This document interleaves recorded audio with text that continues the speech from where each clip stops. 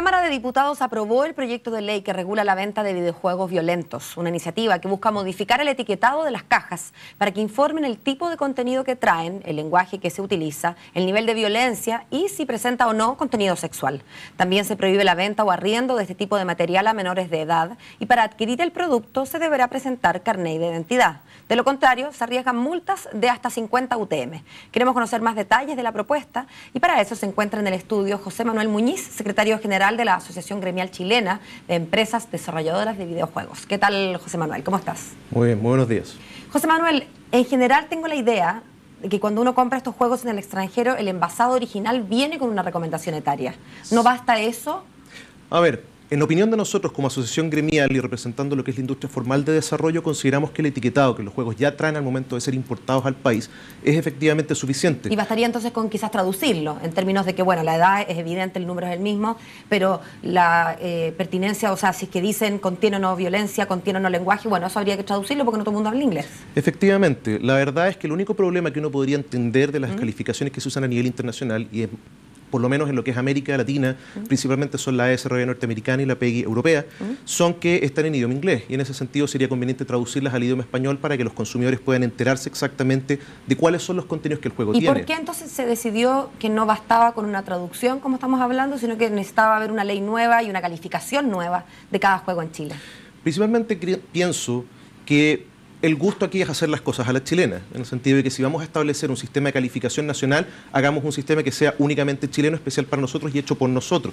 El problema es que hacer un sistema de calificación que reemplace los sistemas que ya se han utilizado a nivel mundial y que se vienen usando en nuestro país desde hace ya bastante tiempo, es en buena medida un error si es que el proyecto de ley que se ha aprobado ahora contiene los defectos que este efectivamente contiene. ¿Y cuáles son esos defectos, José Manuel? En primer lugar, este proyecto de ley se enfrenta inmediatamente al oprobio y la molestia de la comunidad desarrolladora y a los comercializadores de videojuegos porque el etiquetado en videojuegos sigue el mismo sistema a nivel mundial que cualquier etiquetado en otros medios audiovisuales, como el cine, la televisión, la música.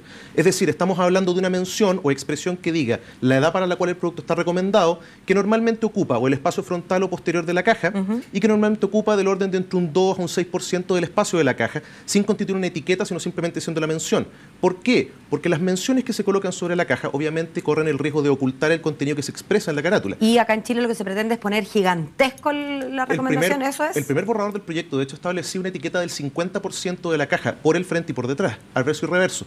Se redujo en su oportunidad a un 25%, pero esto sigue siendo una etiquetación muy amplia que cubre gran parte del contenido de carátula. Pero por otro lado, José Manuel, yo entiendo, uno desarrolla un videojuego y parte del desarrollo creativo es la carátula, ¿no? Es como cuando uno vende cualquier producto, que la caja tiene que ver también con lo que yo estoy vendiendo y que me pongan un tremendo cartel, obviamente me quita espacio de venta en algún sentido, de argumentos de venta. Pero por otro lado también pienso en que las realidades de cada país pueden hacer necesario digamos, definiciones más propias. En Chile, por ejemplo, tenemos un récord en violencia contra los niños, o sea, en violencia de adultos contra los niños, en violencia de parejas contra sus, en general, mujeres. Vamos aumentando en violencia contra los hombres. O sea, tenemos un problema de violencia muy enraizado en nuestra sociedad. Y eso probablemente es distinto a lo que pasa en otros países. ¿Por qué no sería entonces conveniente que tuviéramos más ojo y que cuando vendiéramos estos juguetes o estos videojuegos, tuviéramos información extra, a diferencia de otros países, de que esto es violento, en un intento, uno más, no el único, de ir bajando los niveles de violencia con que vivimos en esta sociedad? ¿Cuál sería el problema con eso? En primer lugar, el problema que tenemos es la presunción que existe respecto a la conexión entre la violencia infantil o la violencia en la sociedad con los videojuegos.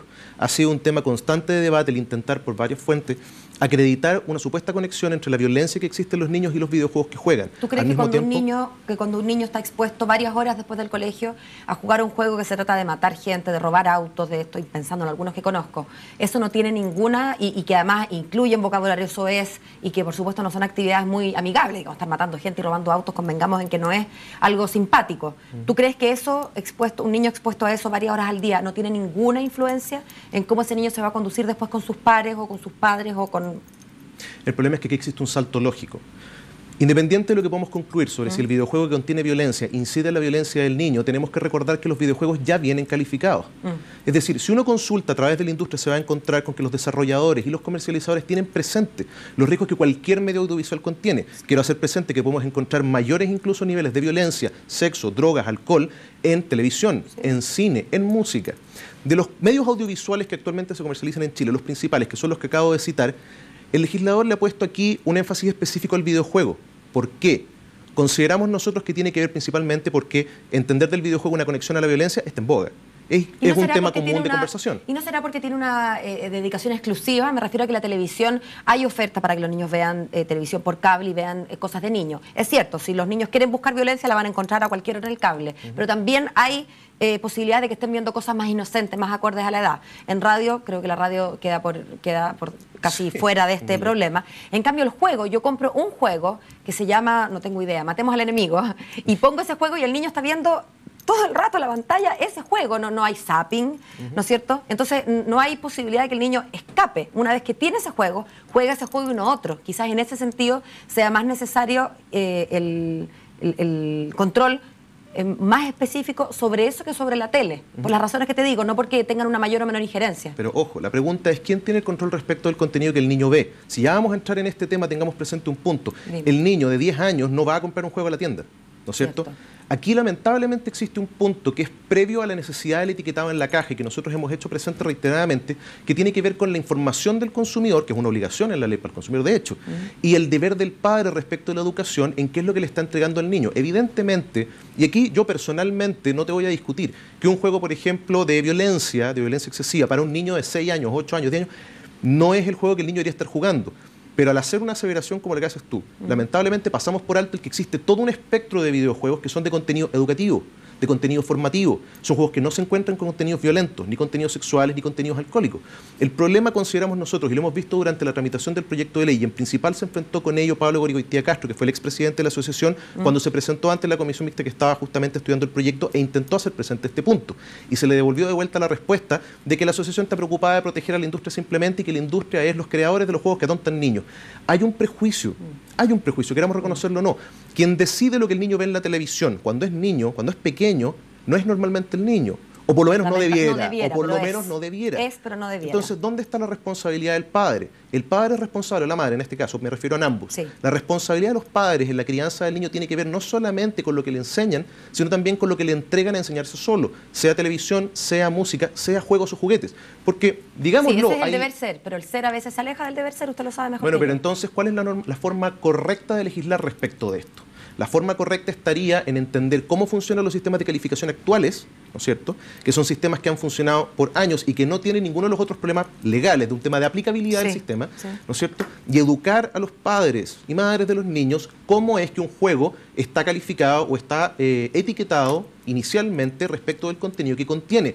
Digámoslo, ya es un problema que se requiera para un padre o madre el decirle en un 25% de la caja que un juego que tiene a una persona con 2 pistolas en la mano y que expresa violencia en la misma carátula, que este juego probablemente no es lo más apto para un niño de 10 años.